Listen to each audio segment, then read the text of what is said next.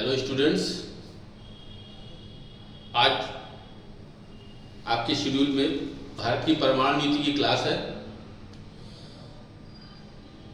और परमाणु नीति की क्लास को पढ़ने से पहले भारतीय विदेश नीति के कुछ प्रमुख तत्व हैं जिनको जानना अत्यंत आवश्यक है।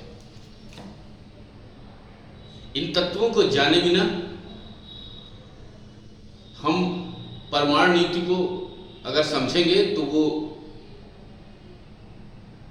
ठीक नहीं रहेगा, क्योंकि किसी देश की जो फॉरेन पॉलिसी या विदेश नीति होती है वह किस तरह से क्रियान्वित होगी यह कई तथ्यों पर निर्भर करता है।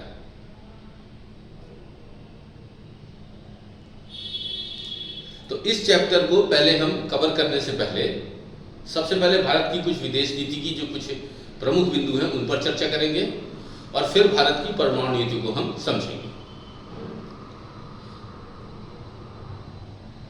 भारत की जो विदेश नीति है या फॉरेन पॉलिसी, या इस परिप्रेक्ष्य में हम कहें कि किसी भी देश की जो फॉरेन पॉलिसी होती है उसका जो निहित उद्देश्य होता है वह यह है कि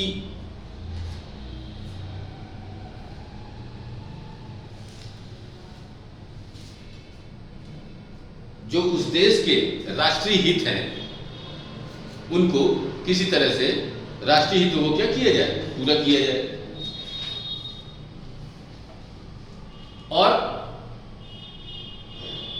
राष्ट्रीय हितों को पूरा करने के प्रकरण में कुछ बातों पर ध्यान देना क्या है, अत्यंत आवश्यक है, क्योंकि बिना उनकी पूर्ति किए आप किसी भी प्रकार से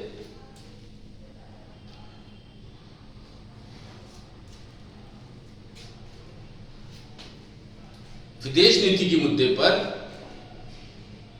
विदेश नीति का क्रियान्वयन करने में समर्थ नहीं हो पाएंगे। उसके लिए हमें इन तीन बातों पर ध्यान रखना आवश्यक है कि राष्ट्रीय हित किन मुद्दों से जुड़ा हुआ है, इन तीन मुद्दों से।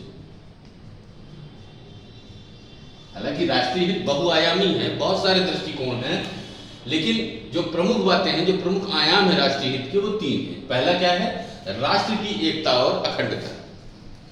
तो राष्ट्र की एकता और अखंडता यह अत्यंत आवश्यक है, और विदेश नीति राष्ट्र की ऐसी होती है जो राष्ट्र की एकता और अखंडता की क्या करते हो, एकता और अखंडता को अक्षुण्ण बना के रखती है। दूसरा, आर्थिक विकास।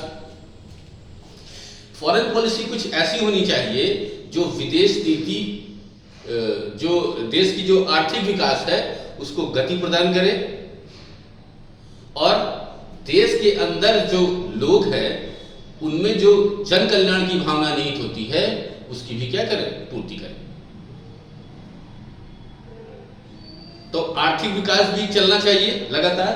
तीसरा है राजनीतिक स्थायित्व। देखिए, किसी भी देश का विकास इस बात पर बहुत बड़ी मात्रा में निर्भर करता है कि उस देश का जो नेतृत्व है वो कैसा है। अब अगर राजनीतिक स्थायित्व की बात करें तो भारत एक, आप लोग जानते हैं, संसदीय लोकतंत्र वाला देश है, और यहां पर जो लोकतांत्रिक व्यवस्था है उसमें आप लोग जानते हैं कि प्रत्यक्ष और अप्रत्यक्ष दोनों प्रकार की प्रणालियों को अपनाया गया है निर्वाचन की।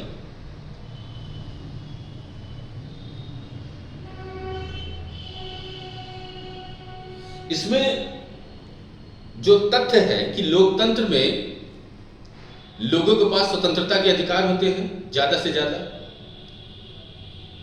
और जो जनता का जो प्रतिनिधित्व होता है वह लोकतंत्र में सबसे ज्यादा होता है, क्योंकि जनता इसमें क्या होती है, सर्वशक्तिमान होती है। लेकिन अगर हम वर्तमान प्रणाली की बात करें जिसमें बहुत सारे दल हैं जो लोकतंत्र में भाग लेते हैं, अब बात यह आती है कि अगर मान लीजिए बहुत सारे दल मिलजुल कर सरकार बनाए, हालांकि लोकतंत्र में इसको अच्छा माना जाएगा, लेकिन अगर एक दृष्टि से अगर आप देखें तो जो बहुदलीय सरकार बन जाती है उसमें एक समस्या बहुत बड़ी आती है वो समस्या क्या है कि हर एक दल के अपने अपने हित होते हैं और उन हितों की पूर्ति के लिए वहां पर क्या आती है, समस्या आ सकती है, क्योंकि भिन्न भिन्न दल अपने अपने हितों की पूर्ति के लिए कुछ मांगे रख सकते हैं। हो सकता है कि आपस में सामंजस्य न बैठे और सरकारें क्या हो जाएं, विफल होने पर पहुंच जाए। तो इसलिए हमको एक बात का ध्यान देना आवश्यक है कि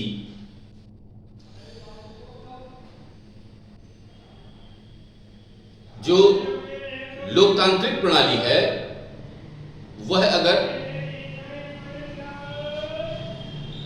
उसमें अगर सरकार का स्थायित्व है तो विदेश नीति का क्रियान्वयन बहुत अच्छे से हो पाता है। हालांकि देश के लिए लोकतंत्र का बहुत महत्व है, क्योंकि भारत दुनिया का सबसे बड़ा लोकतंत्र है, आप लोग जानते ही हैं। और इसकी जो प्रणाली है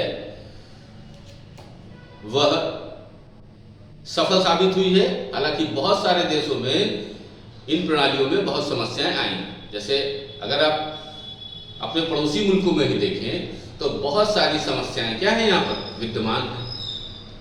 अब अगर ये तीनों आयामों को ठीक ढंग से क्रियान्वयन हो जाए, ठीक है, तो आपकी विदेश नीति भी क्या हो जाएगी, बढ़िया मानी जाएगी। ठीक है, तो जाइए थोड़ा सा लिख भी लेते हैं। लिखिए जरा इसमें, एक डालिएगा राष्ट्रीय हित, नेशनल इंटरेस्ट।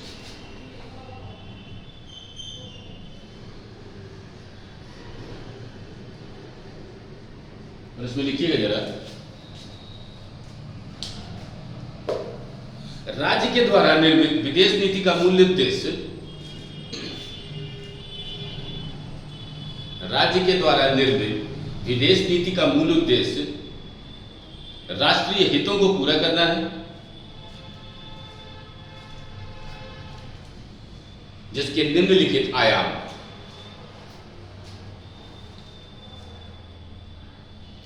नंबर 1, राष्ट्र की एकता और अखंडता। दूसरा, राज्य का आर्थिक विकास। और तीसरा, राजनीतिक स्थायित्व।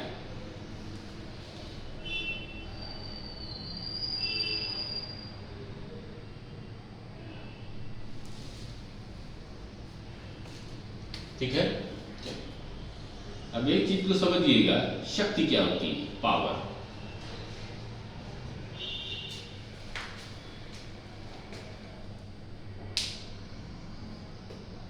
देखिए जरा सर,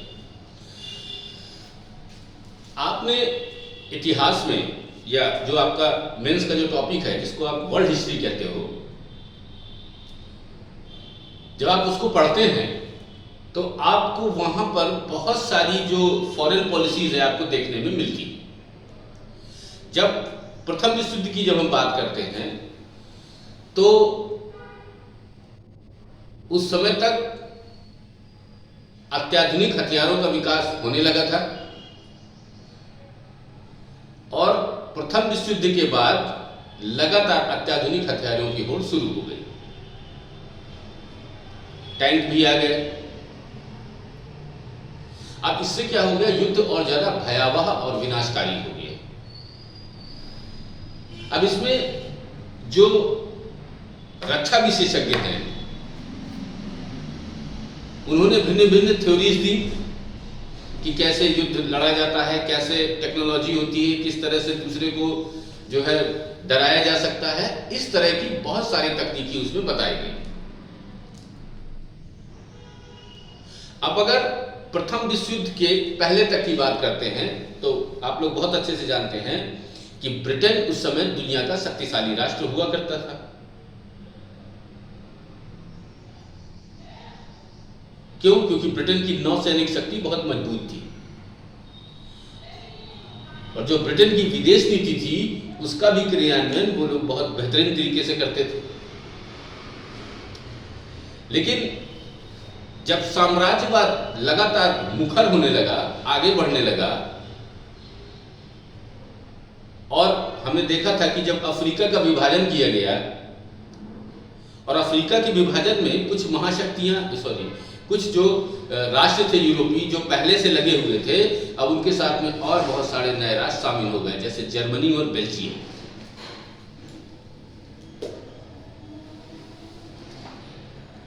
तो संघर्ष होना स्वाभाविक था। अब जब संघर्ष शुरू हुआ तो वह परिणित हो गया किसमें? प्रथम विश्व युद्ध में। और उस युद्ध के बाद में जर्मनी को और जो उसके सहयोगी राष्ट्र थे उनको क्या किया गया? दबाया गया। इसके कारण बहुत सारे और भी कारण उत्तरदायी रहे थे कि जिसके कारण द्वितीय विश्व युद्ध भी क्या हो गया? हो गया। अब द्वितीय विश्व युद्ध के बाद दुनिया का परिदृश्य बिल्कुल बदल गया। जो शक्ति पहले ब्रिटेन के कंट्रोल में रहा करती थी वो खिसक करके कहां पहुंच गई? अमेरिका के पास में।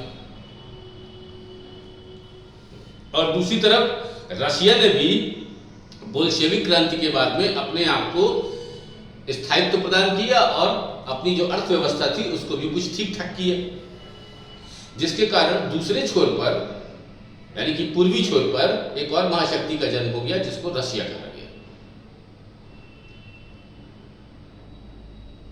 अब दो देशों की प्रतिद्वंदिता शुरू हो गई, जिसमें एक तरफ रूस था जो समाजवादी अर्थव्यवस्था पर चलता था और दूसरी तरफ यूएसए था जो पूंजीवादी अर्थव्यवस्था पर चल रहा था।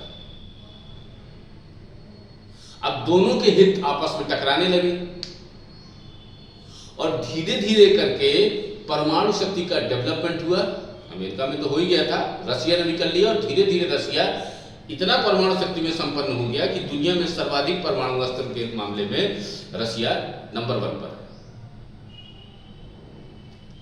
पूर्व में रूस को सोवियत संघ कहा जाता था, जिसको हम लोग इंग्लिश में यूएसएसआर कहते हैं, union of Soviet socialist Russia. 1990 तक 80 और 90 के दशक में एक जो पहले से भी चल रहा था और जो उस समय तक थोड़ा सा और ज्यादा हावी हो गया, जिसको कोल्ड वॉर कहा जाता है और इंग्लिश हिंदी में उसको शीत युद्ध कहते हैं। इस युद्ध ने दुनिया की जितने भी देश थे अधिकांश को 2 गुटों में बांट दिया। कुछ देश अलग भी थे, लेकिन अधिकांश देश या तो रशिया के गुट में थे, यूएसएसआर के गुट में थे, या तो फिर अमेरिका के गुट में थे। अब ये जो कट्टर प्रतिद्वंदिता थी ये बढ़ती चली गई और ऐसा लगने लगा था युद्ध अब अवश्यंभावी हो गया है, लेकिन युद्ध रुक गया। अब जब युद्ध रुक गया 1990 में, ठीक है ना, उसके बाद यूएसएसआर के बहुत सारे जो देश थे वो क्या हो गए? उससे अलग हो गए। लगभग 15 देश उस समय बने और उसके बाद में जो शक्ति थी वो ज्यादा से ज्यादा केंद्रित हो गई यूएसए के पास। यूएसए पावरफुल होता गया धीरे धीरे और जो एक क्षेत्रीय शक्ति होती है, जब वो विकसित हो जाती है तो वो क्या बनती है? महाशक्ति। और महाशक्ति जब विकसित होती है तो वो क्या बन जाती है? सुपर पावर बन जाती है।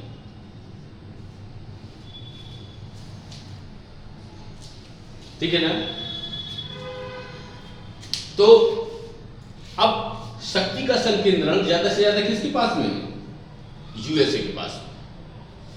तो इस तरह से दुनिया में 2 गुटों के बाद दुनिया में तीसरी दुनिया का भी उदय हुआ, जिसको तीसरी दुनिया कहा जाता है, थर्ड वर्ल्ड।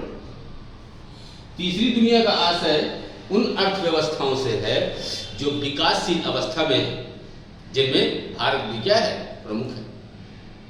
इन देशों ने, बहुत सारे देश थे इसमें, इन देशों ने आपस में मिलकर के एक संघ का गठन किया जिसको NAM यानी कि गुट निरपेक्ष आंदोलन, जिसको नॉन अलाइंड मूवमेंट कहते हैं, उसमें क्या हुए? ये सब शामिल हुए।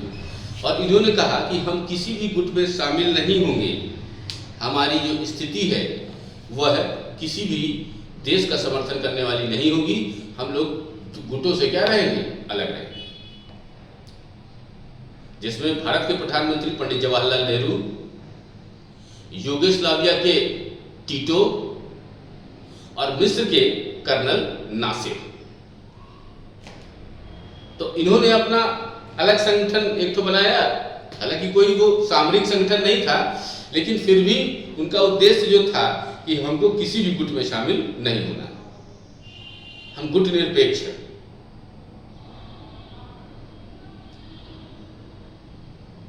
तो इस तरह से शक्ति का क्या हो रहा है, विकास हो रहा है। ठीक है ना, लिखिएगा जरा इसमें, शक्ति में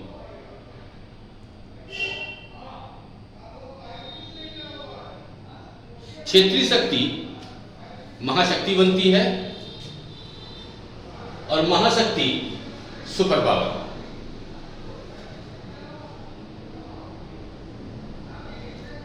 सैनिक व आर्थिक रूप में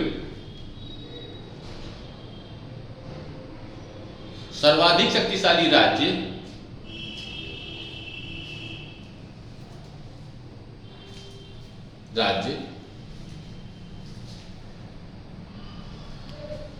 जिसका प्रभुत्व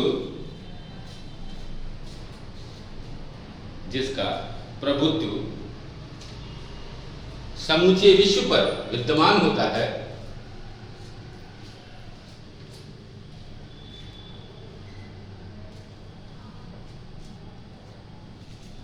और विराम लगा के लिखिएगा। यूएसए सुपर पावर है जो पूरे विश्व में अपनी सेवाओं का संचालन एक साथ कर सकता है।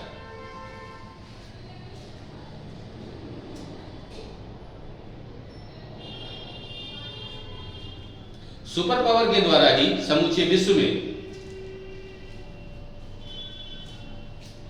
पर्यावरणीय व्यवस्था, आतंकवाद के विरुद्ध संघर्ष, सुरक्षा परिषद में सुधार जैसे मुद्दे निर्धारित किए जाते हैं।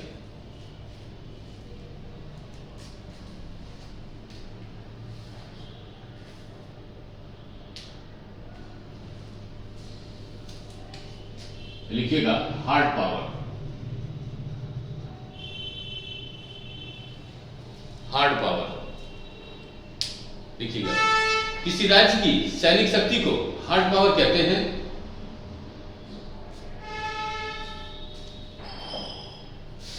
सैनिक शक्ति को हार्ड पावर कहते हैं।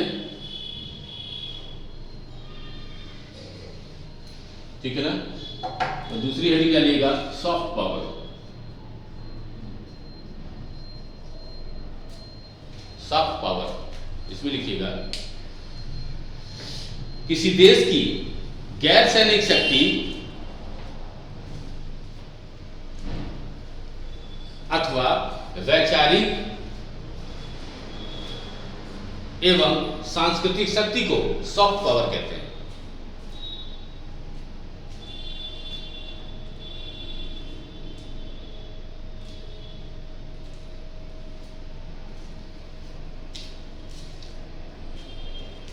ठीक।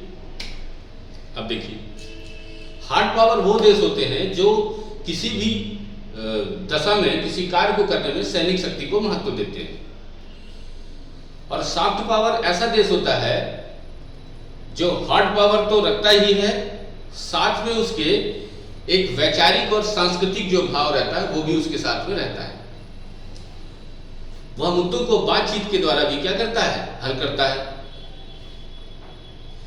भारत और जापान की बात करें तो भारत और जापान दोनों सॉफ्ट पावर में आते हैं।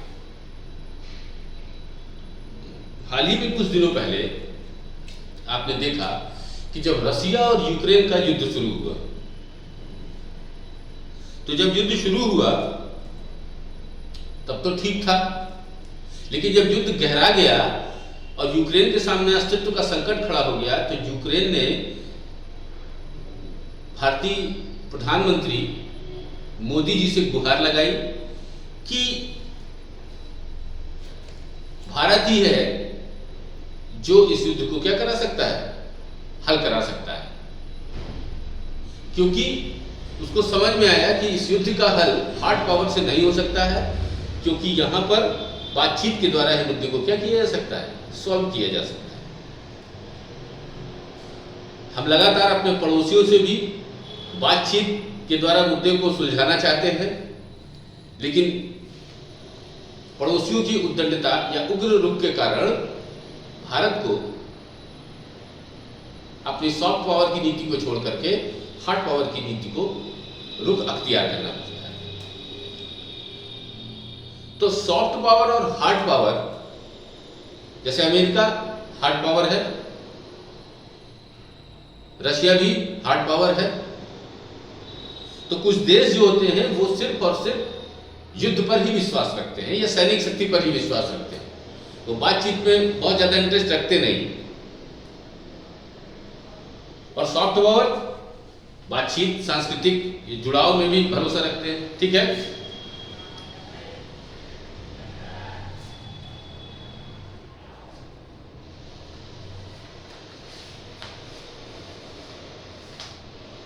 तो ये हो गया सॉफ्ट पावर और हार्ड पावर। तो पहला आपने देखा, सबसे पहले हेडिंग डाली थी सुपर पावर, उसके अंदर क्या दीजिएगा, दूसरी हेडिंग डालिएगा महाशक्ति। महाशक्ति सैनिक व आर्थिक रूप में शक्तिशाली राज्य जिसका प्रभाव वैश्विक है।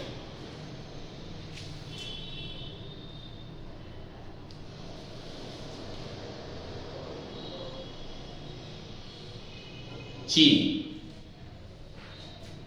पहला देश लिखिएगा चीन, लिखिएगा चीन क्या डैश लगा के, आर्थिक व सैनिक रूप में शक्तिशाली। चीन जो है आर्थिक व सैनिक दोनों रूप में शक्तिशाली है। नेक्स्ट लिखिएगा रूस, सैनिक रूप में अधिक शक्तिशाली है।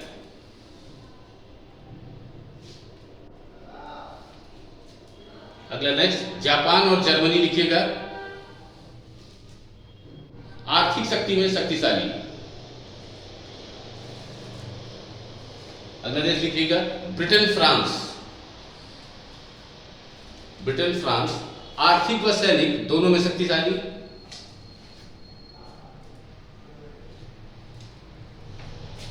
और नेक्स्ट नंबर भारत ब्राजील महाशक्तियों में शामिल है।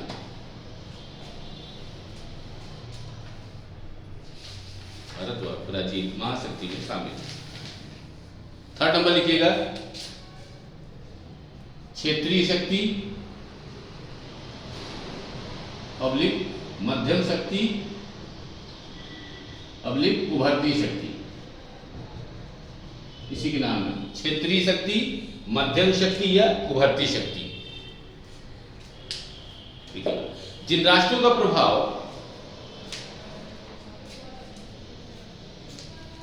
जिन राष्ट्रों का प्रभाव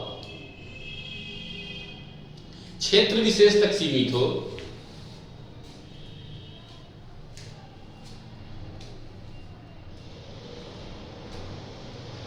और वे सैनिक व आर्थिक क्षेत्र में,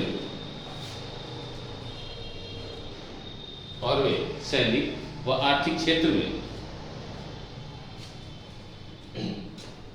वृद्धि का प्रयास कर रहे हैं, जैसे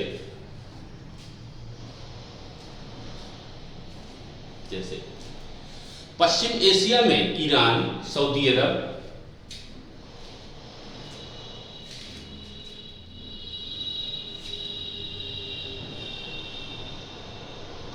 दक्षिण पूर्व एशिया में इंडोनेशिया,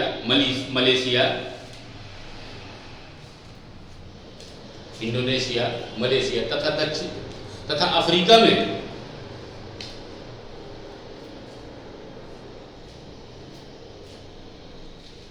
दक्षिण अफ्रीका व नाइजीरिया।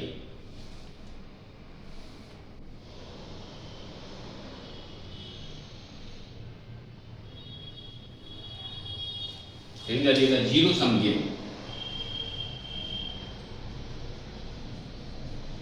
Zero sum game.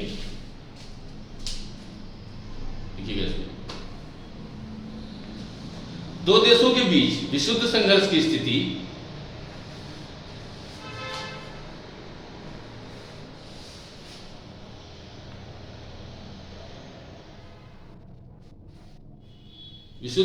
स्थिति जहां एक की विजय का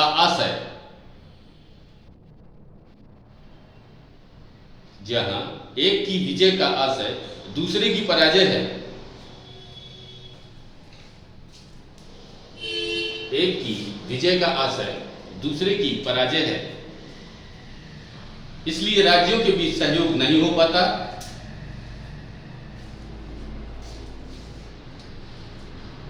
और वे एक दूसरे पर अत्यधिक अविश्वास व्यक्त करते हैं।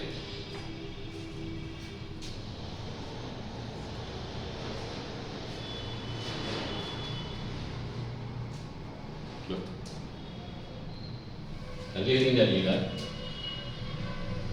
None zero sum game.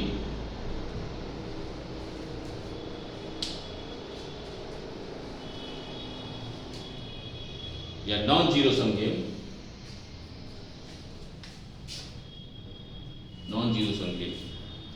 देखिए इसमें वर्तमान उदारीकरण के युग में देशों के बीच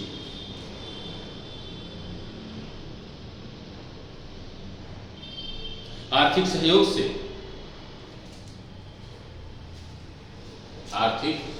से सभी का साझा लाभ संभव है।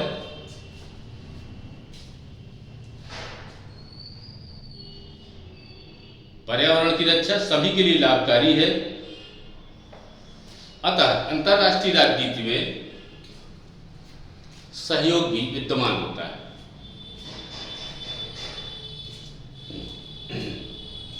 लेकिन जानिएगा अंतरराष्ट्रीय संबंध के आयाम।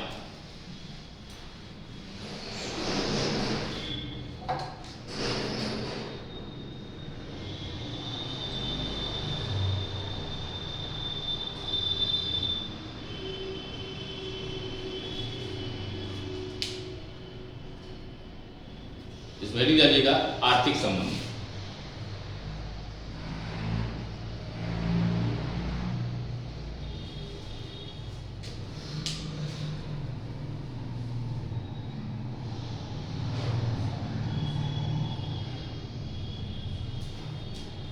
इसमें ए नंबर द्विपक्षीय व्यापार, बी नंबर दो देशों के बीच तेल गैस का आदान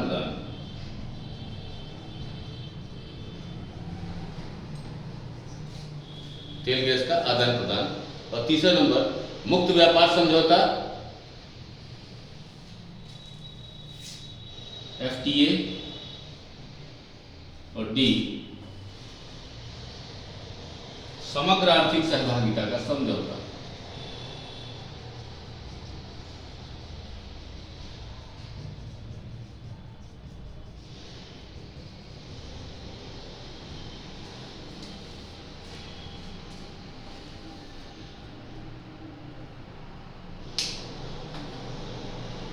ठीक है, इसको सीपा कहते हैं, CEPA।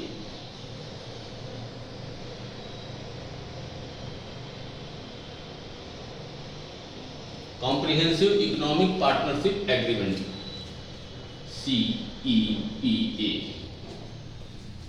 Comprehensive economic partnership agreement. ठीक है, इसके अंतर्गत वस्तुओं के व्यापार के अलावा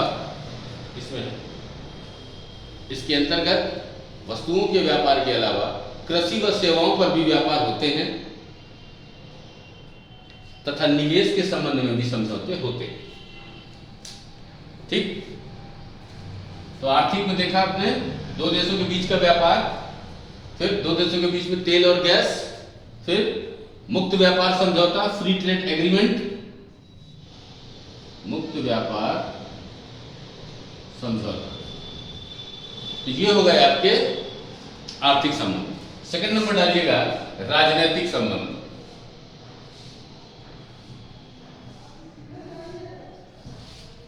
राजनैतिक संबंध।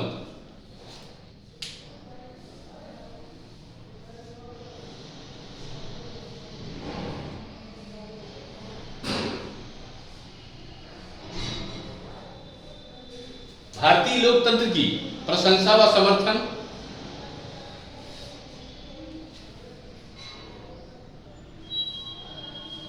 दूसरा, कश्मीर पर भारतीय दृष्टिकोण का समर्थन। तीसरा, सुरक्षा परिषद की स्थायी सदस्यता के संबंध में।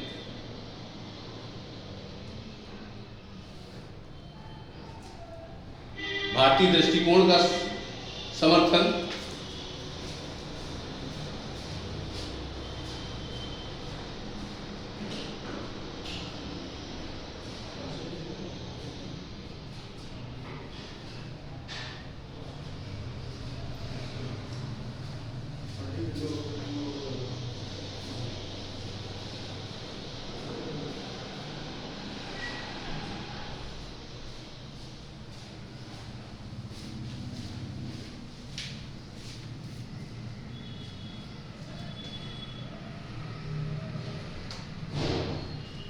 ठीक है, तो ये हो गया राजनीतिक संबंध में। ठीक है, फिर लिखिएगा सैनिक संबंध।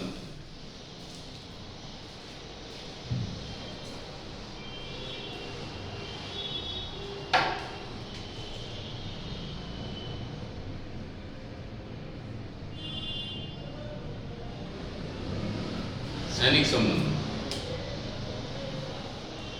ठीक है, दो देशों के बीच साझे सैनिक अभ्यास। दूसरा इसी में बी नंबर, सैन्य सामग्री का लेन देन।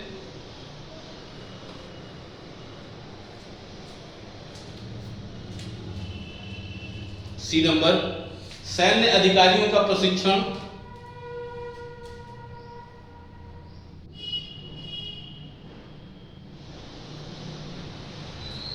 नेक्स्ट, हथियारों का साझा उत्पादन। चौथा, सामरिक संबंध। सामरिक संबंध। देखिए, इन संबंधों में सभी प्रकार के रक्षा संबंध शामिल होते हैं।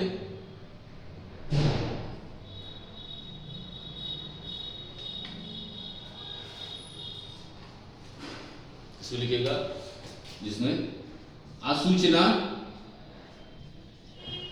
यानी कि खुफिया सूचना,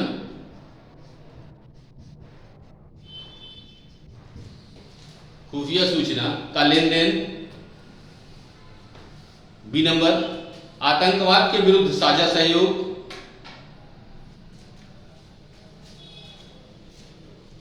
नेक्स्ट, सुरक्षा के साझे खतरे।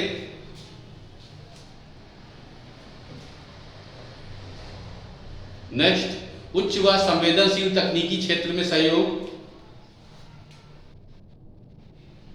जैसे परमाणु, आंतरिक व साइबर सुरक्षा में सहयोग। परमाणु, आंतरिक क्षेत्र व साइबर सुरक्षा में सहयोग। नेक्स्ट, सांस्कृतिक संबंध। सांस्कृतिक संबंध, इसमें लिखिएगा भाषाई अध्ययन का आदान प्रदान।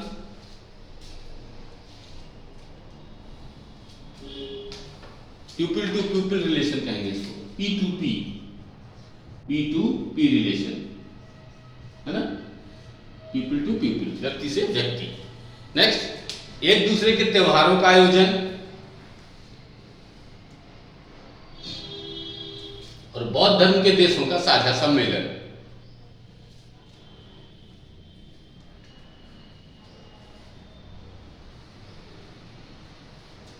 ठीक है ना।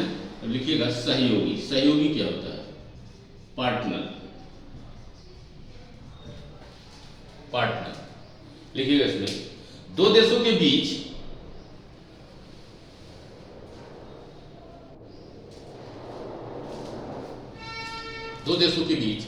आर्थिक और व्यापारिक संबंध विद्यमान हो,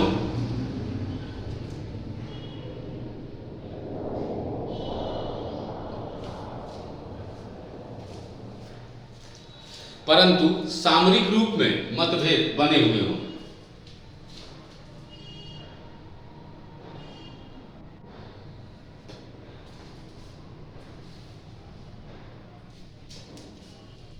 जैसे भारत व चीन,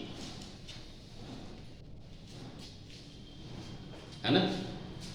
मतलब कहने का कि सहयोगी का मतलब ये होता है कि रक्षा के विवाद भले ही हैं, लेकिन फिर भी क्या होता है, आर्थिक रूप में दोनों एक दूसरे से क्या है, व्यापार कर रहे हैं, ट्रेड चल रहा है। ठीक है, चलिए अगला लिखिए मित्र, एलाई जिसको कहते हैं, ALLY लिखिए। जिन देशों के बीच सामरिक, सैनिक एवं आर्थिक संबंध सुदृढ़ हो वे मित्र होंगे।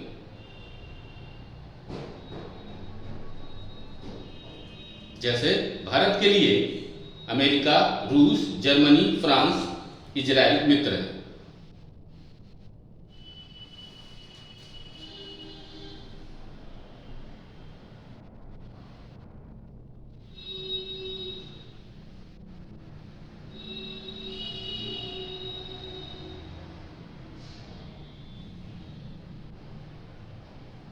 अलायंस लिखिएगा।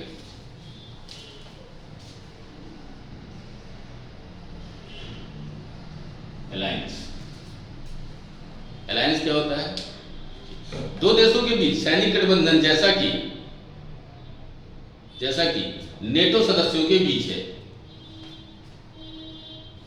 तथा USA, जापान व दक्षिण कोरिया के बीच है।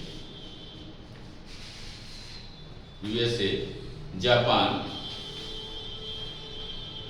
और दक्षिण अमेरिका के बीच। आप लोगों ने एक बात यहां पर गौर की होगी बहुत अच्छे से कि जब सेकेंड वर्ल्ड वॉर के बाद जब जापान पर परमाणु बम गिरे और जापान ने जब आत्मसमर्पण कर दिया, उसके बाद में हालांकि जापान ने बहुत तेजी से प्रगति की और फिर से एक बार अपने आप को आर्थिक रूप में स्थापित कर लिया, लेकिन उसने सेना को समाप्त कर दिया और कहा अब हम सेना रखेंगे नहीं। ठीक है, तो इस तरह से जापान का विसैन्यीकरण हो गया और फिर अमेरिका ने उसकी रक्षा का भार लिया कि भाई अगर तुमको कोई समस्या होगी तो हम तुम्हारी रक्षा करेंगे। लेकिन हाल ही में कुछ दिन पहले जापान ने घोषित किया कि हम फिर से क्या करेंगे, अपना सैन्यीकरण करेंगे, जिसका प्रमुख कारण है चीन की विदेश नीति या चीन का साम्राज्यवादी नीति कहें उसको, जो भी कहें वो एक ही है। क्योंकि चीन लगातार दक्षिणी चीन सागर में देशों को क्या करता है, परेशान करता है। प्रशांत महासागर में अपना एक जो हनक है उसको दावा करने का प्रयास करता है। और जापान प्रशांत महासागर में वेल डेवलप्ड कंट्री है और उसके जो आर्थिक हित हैं वो निश्चित तौर पर चीन के आर्थिक हितों से टकराएंगे, क्योंकि चीन की जो मंशा है वह है कि हम पूरे साउथ चाइना सी को, जो प्रशांत महासागर का ही हिस्सा है, इस पर अपना प्रभाव हम क्या करें, स्थापित करें। इस पर जो भी हो हमसे परमिशन लेकर के हो और हम हर देश के ऊपर अपना प्रभुत्व क्या रखेंगे, बनाकर रखेंगे। ये वहां पर उसकी मंशा रहती है। तो ये जो लिखा आपने, ठीक है ना, ये विचारधाराओं को स्पष्ट करने के लिए बताया जा रहा है। ठीक है ना। अब लिखिएगा नेचुरल एलाई, लिखिएगा जिन देशों के बीच सामरिक, आर्थिक, राजनीतिक संबंध मधुर व मित्रतापूर्ण हो, देशों की शासन प्रणाली एक जैसी हो, उससे भी बढ़कर सभ्यता और संस्कृति में समानता हो, जैसे भारत व जापान।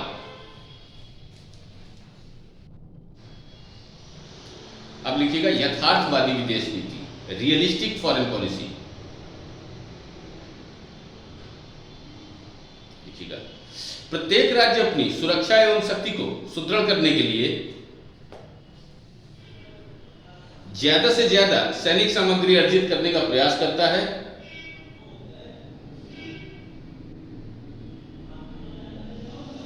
और अपने राष्ट्रीय हितों को पूर्ण करने पर बल देता है तथा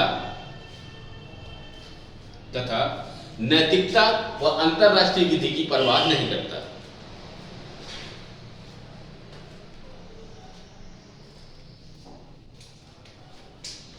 है ना।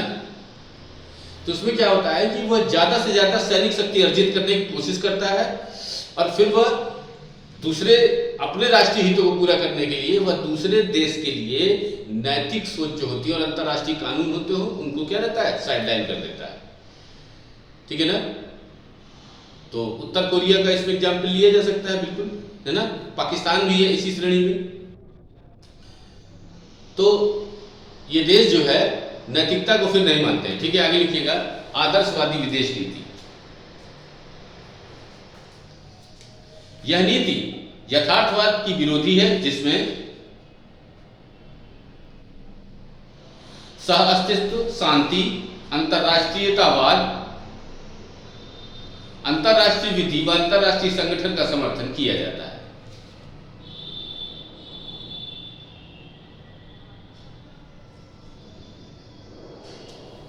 नेक्स्ट, लास्ट लिखिएगा, प्रैग्मेटिक।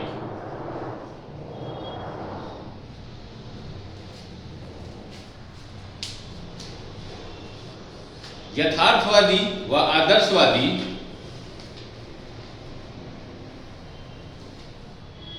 नीतियों का समन्वय एवं सामंजस्य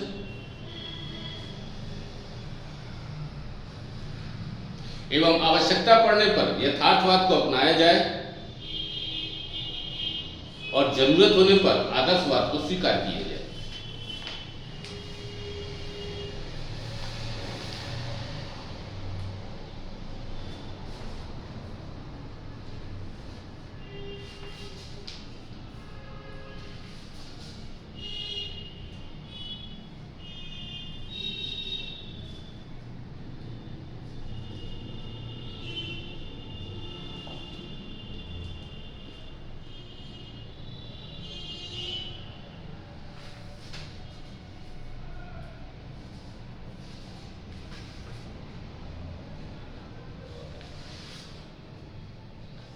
देखिएगा, यही डालिएगा, भारतीय विदेश नीति।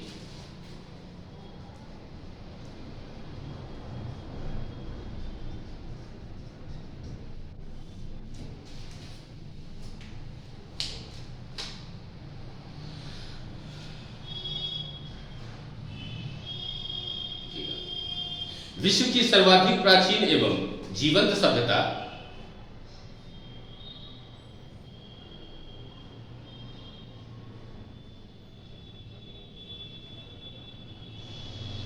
भारत है।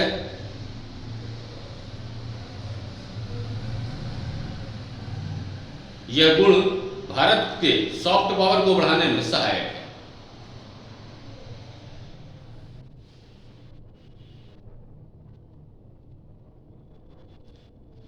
देखिएगा अगला पॉइंट, एक उपमहाद्वीप का आकार, एक उपमहाद्वीप का आकार परिणाम स्वरूप भारत किसी भी देश के पीछे चलने की नीति नहीं अपनाता। भारत के बारे में कुछ तथ्य हैं, इनको नोट कर लीजिए, नहीं अपनाता। नेक्स्ट पॉइंट, विश्व की सर्वाधिक जनसंख्या।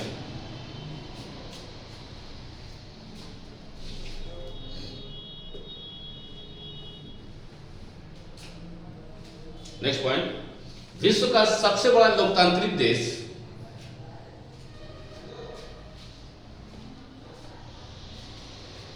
जो पुनः भारत के सॉफ्ट पावर को प्रदर्शित करता है।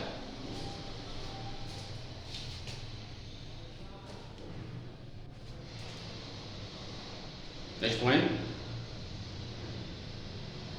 1991 के उदारीकरण के बाद भारत का उभार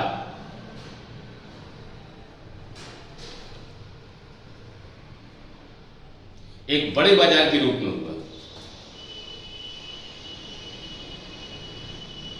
अगला पॉइंट,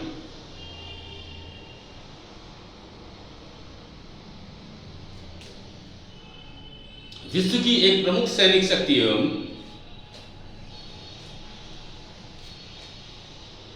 अंतरिक्ष क्षेत्र तथा परमाणु कार्यक्रम में भारत का स्थान अग्रणी है।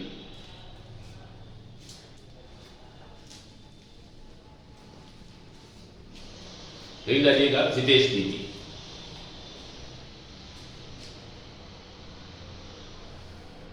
देखिएगा, राज्य के द्वारा अपनी घरेलू आवश्यकताओं को पूर्ण करने के लिए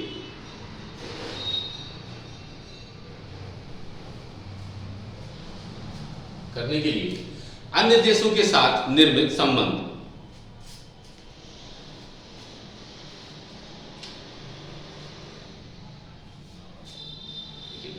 विदेश नीति पर क्षेत्रीय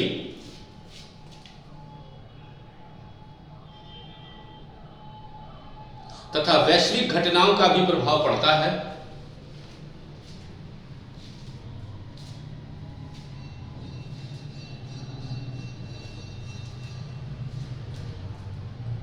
और भारत के द्वारा इसे प्रभावित भी किया जाता है।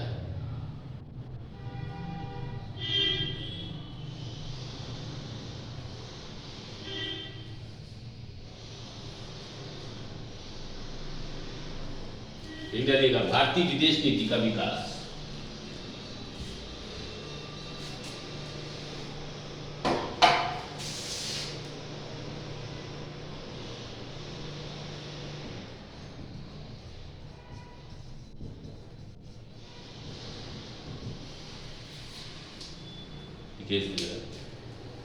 पहला नंबर नेहरू जी के फेस की लिखते हैं सबसे पहले। ठीक है, जैसा लिखूं वैसे लिखिएगा, जरा पॉइंट बनाइएगा। लिखिएगा घरेलू वातावरण, घरेलू वातावरण, फिर इधर बनाइएगा क्षेत्रीय परिस्थिति,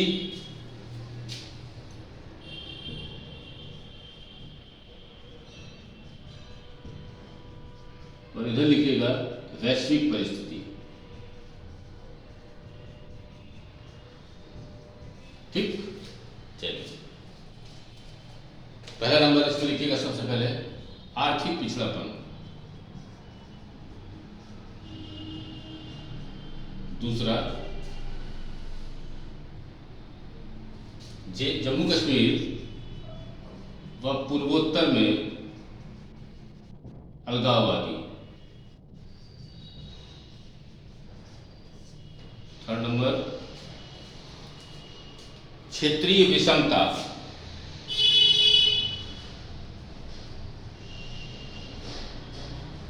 ठीक है, नेक्स्ट नंबर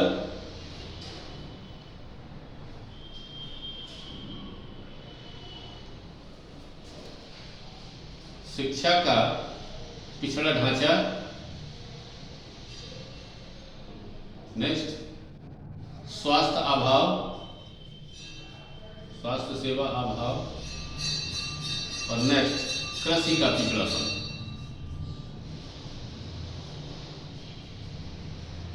ये कुछ घरेलू मुद्दे थे उस समय जो समस्याग्रस्त थे। ठीक है, क्षेत्रीय परिस्थिति क्या थी? यूएसए पाकिस्तान का सहयोग और यूएसएस यानी कि यूएसएसआर और चाइना। परिणाम स्वरूप 1962 में इंडिया चाइना वार हुआ।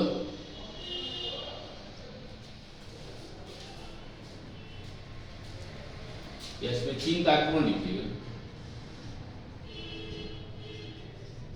चाहे जो भी, वो भी ठीक था, वो भी लिख रहे हैं। जैसे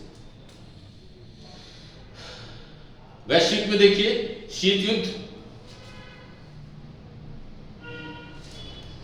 शीत युद्ध यानी कि यूएसए और यूएसएसआर का संघर्ष।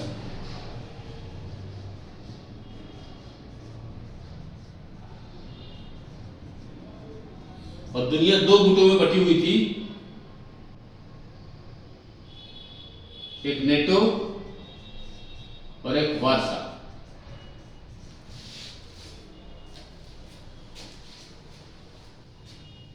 वार्सा, ठीक है ना। ये कुछ समस्याएं हैं जो जब नेहरू जी भारत के प्रधानमंत्री जब बने, भारत ने स्वतंत्रता प्राप्त की, तो घरेलू स्तर पर ये मुद्दे थे, क्षेत्रीय स्तर पर परिस्थितियां इस तरह की कुछ बनी हुई थी, और वैश्विक स्तर पर कुछ ऐसी परिस्थितियां बनी हुई थी। ठीक है, तो ये समस्याओं के थे घरेलू वातावरण में। पहले आर्थिक पिछड़ापन था। ठीक है, जम्मू कश्मीर और पूर्वोत्तर में ऐसे संगठन सक्रिय थे जो अलगाववाद को लगातार बढ़ावा दे रहे थे। क्षेत्रीय विषमता थी, शिक्षा का बहुत पिछड़ा हुआ ढांचा था, स्वास्थ्य सेवाओं का बहुत अभाव था और कृषि क्षेत्र भी अत्यंत क्या था, पिछड़ा हुआ था। ठीक है, हालांकि इनमें से अधिकांश के लिए अंग्रेज ही उत्तरदायी रहे थे, लेकिन फिर भी उस समय ये समस्याएं थी जिनको आगे हल किया जाना था और ये बहुत बड़ा प्रश्न चिन्ह था, क्योंकि देश का विकास इन पर क्या था, निर्भर कर रहा था। क्षेत्रीय परिस्थितियों में यूएसए और पाक का सहयोग था, यूएसएसआर और चाइना का था, जिसके परिणामस्वरूप 1962 में चीन का भारत पर आक्रमण होता है।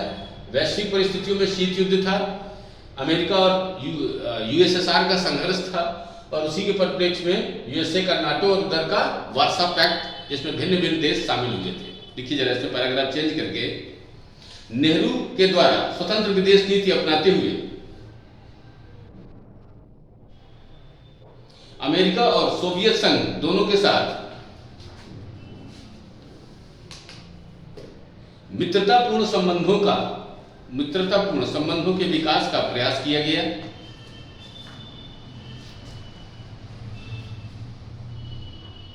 भारत के सामाजिक आर्थिक विकास के लिए अमेरिका ने तकनीकी आर्थिक सहायता प्रदान की, जबकि सोवियत संघ की सहायता से या सोवियत संघ की आर्थिक सहायता से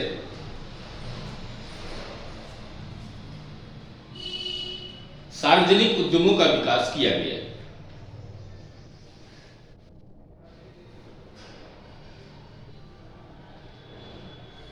देखिए, भारत के द्वारा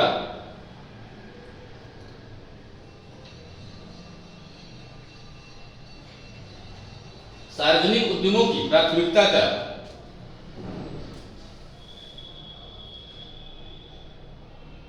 आर्थिक सिद्धांत अपनाया गया।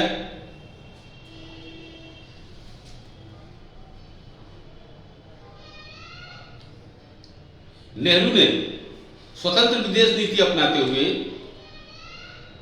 सैनिक संगठनों से जुड़ने से मना कर दिया, जिसे लोकप्रिय रूप में गुटनिरपेक्ष विदेश नीति कहा जाता है। जिसे लोकप्रिय रूप में गुटनिरपेक्ष विदेश नीति कहा जाता है। उन्होंने विकासशील देशों के विकास के लिए एवं विश्व को शांतिपूर्ण बनाने के लिए परमाणु हथियार की समाप्ति का नारा दिया।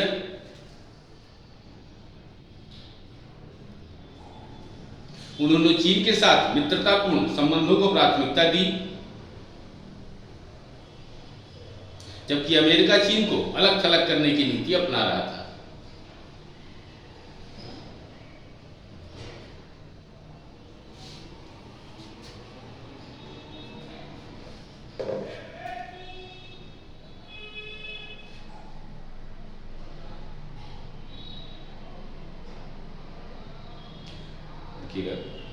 चीन के साथ सुदृढ़ संबंधों द्वारा उन्होंने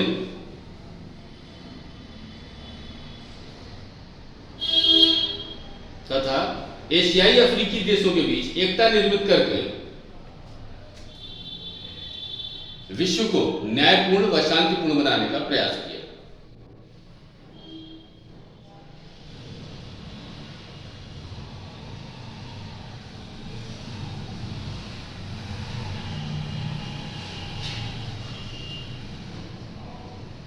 ठीक,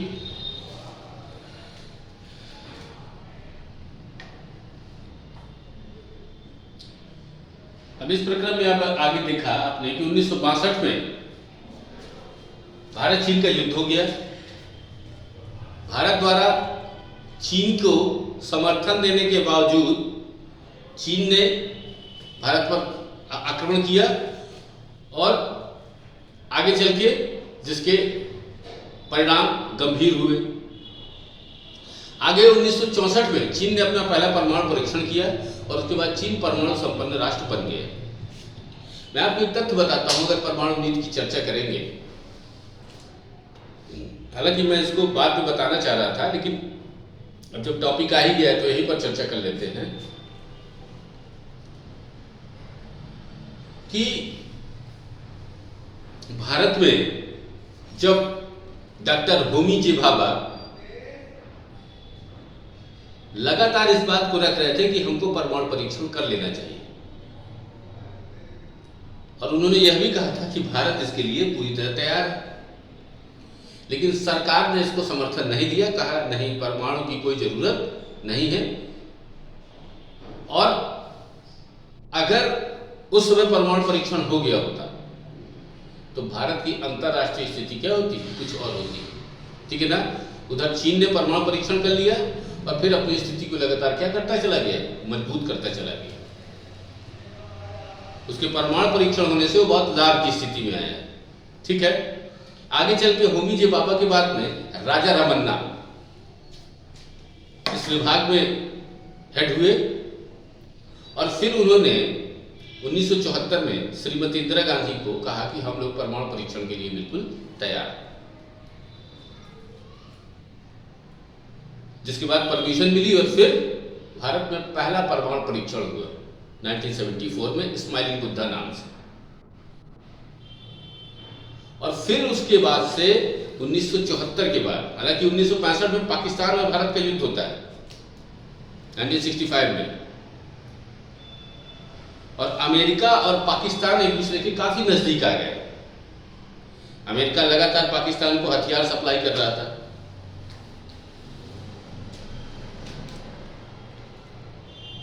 और अमेरिका अपने हित ढूंढ रहा था। उसका रूस से संघर्ष था तो वो सोचा था कहीं पाकिस्तान किसकी तरफ न खिसक जाए, रूस की तरफ। अफगानिस्तान को लेकर के सब परेशान ही रहते थे।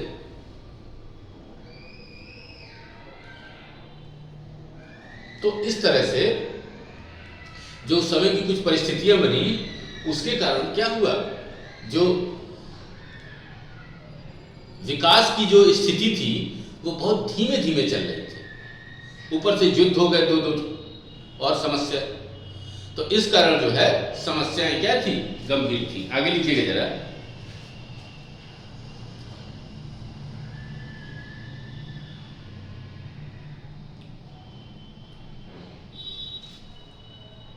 नेहरू ने डालिएगा विदेश नीति का द्वितीय चरण।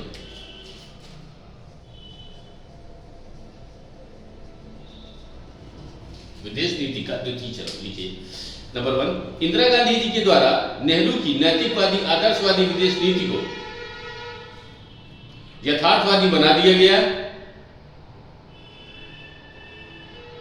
और राष्ट्रीय सुरक्षा शक्ति एवं सैन्य आधुनिकीकरण पर अत्यधिक बल दिया। सेनाओं का आकार कई गुना बढ़ा दिया गया।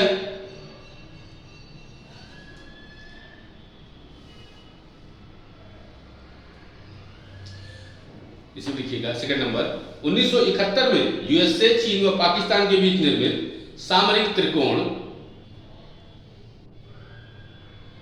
से भारतीय सुरक्षा का सामना करने के लिए 1971 में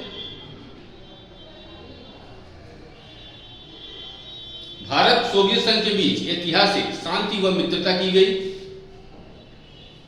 तीसरा, 1971 में पाकिस्तान को पराजित किया तथा 1974 में शांतिपूर्ण परमाणु परीक्षण के द्वारा भारत ने यह प्रदर्शित किया कि वह परमाणु हथियार बना सकता है, लेकिन वह इसका निर्माण नहीं करेगा।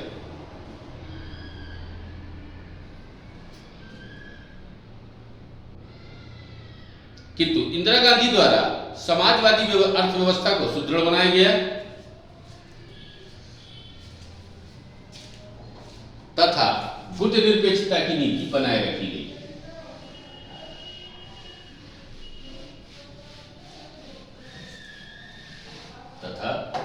गुटनिरपेक्षता की नीति बनाए रखी गई।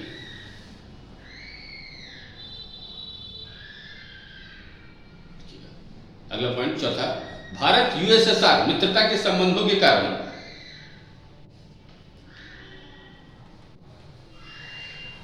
यूएसए से अत्यधिक दूरी बन गई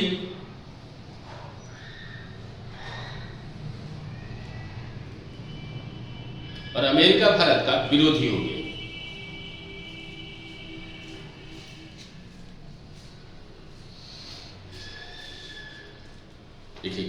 हथियारों के आयात के लिए तथा व्यापार के लिए भी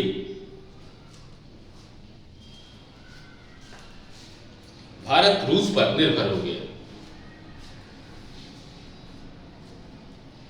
अब तृतीय चरण,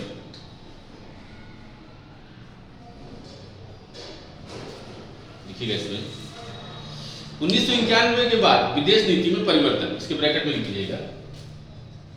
1991 के बाद विदेश नीति में परिवर्तन, लिखिएगा इसमें फर्स्ट नंबर। 1991 में समाजवादी आर्थिक नीतियों में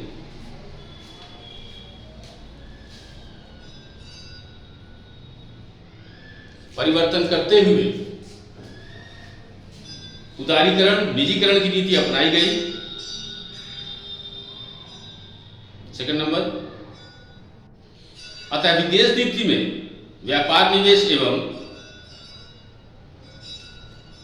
अर्थ का महत्व प्राथमिक हो गया। अतः रूस के साथ संबंध विचारधारा के आधार पर नहीं बल्कि व्यापारिक आधार पर निर्मित हुई। तीसरा,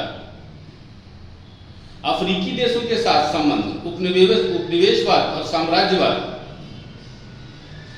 के सिद्धांतों पर आधारित न होकर आर्थिक आधार पर निर्मित हो गए। भारत में निवेश, अगला नंबर, भारत में निवेश आकर्षित करने व अर्थव्यवस्था को सुदृढ़ करने के लिए पूर्व की ओर देखो नीति अपनाई गई। पांचवा, 1991 के बाद भारत में प्रोएक्टिव विदेश नीति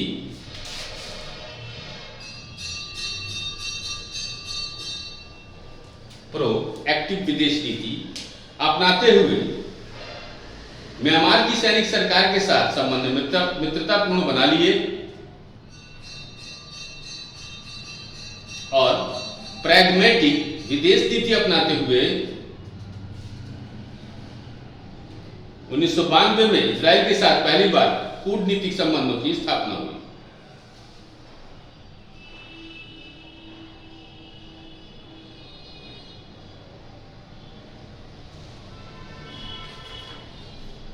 नेक्स्ट, छठवां नंबर, सोवियत संघ के विघटन के बाद अमेरिका का विश्व में अत्यधिक प्रभाव बढ़ गया।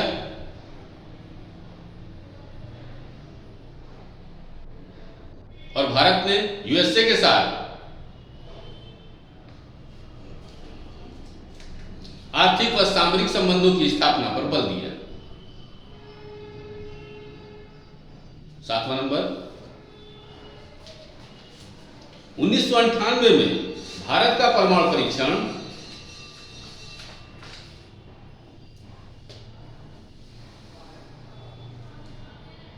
विदेश नीति में एक बड़ा बदलाव था।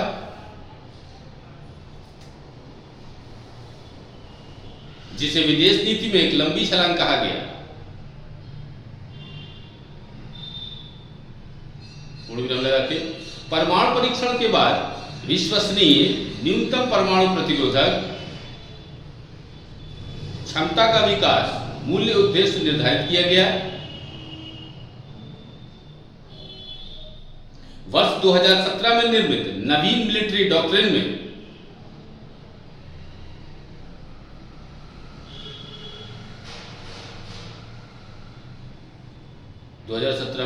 नवीन मिलिट्री डॉक्ट्रिन में न्यूनतम शब्द को हटा दिया गया।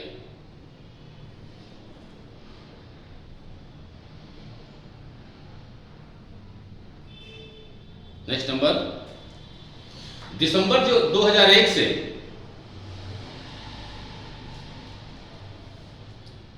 सीमा पार का आतंकवाद का मुद्दा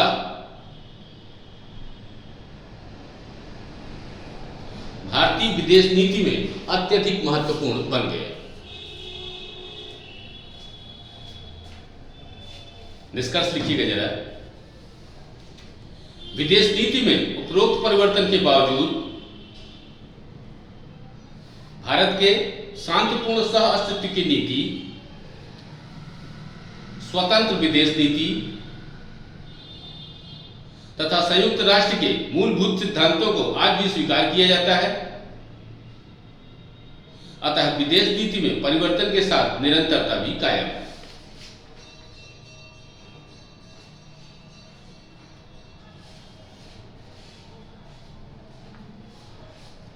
ठीक है, हेडिंग डालिएगा भारत की परमाणु नीति।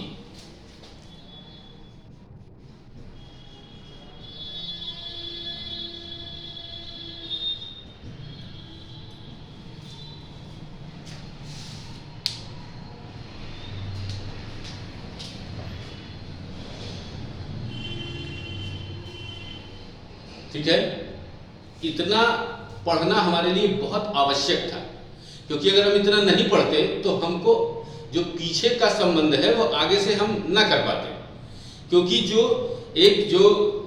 जुड़ाव होता है उसको जानना बहुत जरूरी होता है। क्योंकि उसको जाने बिना अगर आप सीधे परमाणु नीति पढ़ने लगते तो थोड़ा सा क्या होता है, वो फ्लक्चुएशन आ जाता है और चीजें जो उचित तरीके से समझ में आनी चाहिए होती हैं वो नहीं आ पाती हैं।